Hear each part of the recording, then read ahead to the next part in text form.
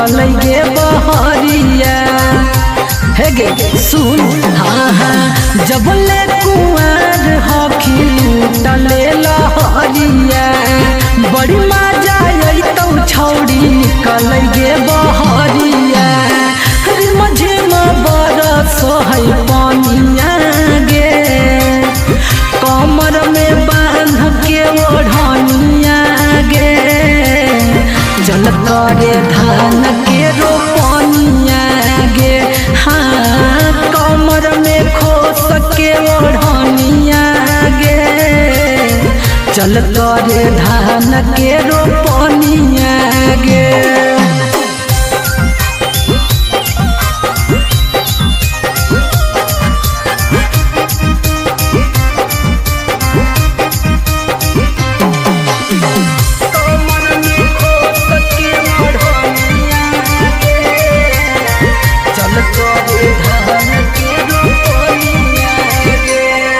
आगे हम छटब मोरी छौड़ी तू रोपिहा धान गे। कादो खेत में मजा देबौ चल हमर जान गे चल हमर जान। आगे हम छटब मोरी छौड़ी तू रोपिहा धान गे।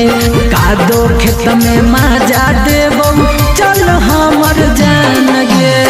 खिलल रहतौ जवानिया गे कमर में बांध के ओढ़निया गे।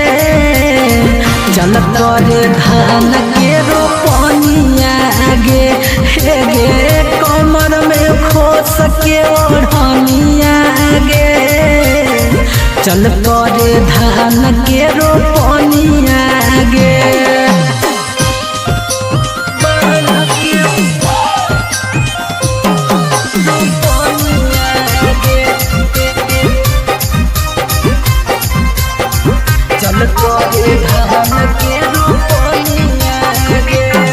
आगे झिमिर झिमिर पानी पड़ै बुझै हमर फी लगे।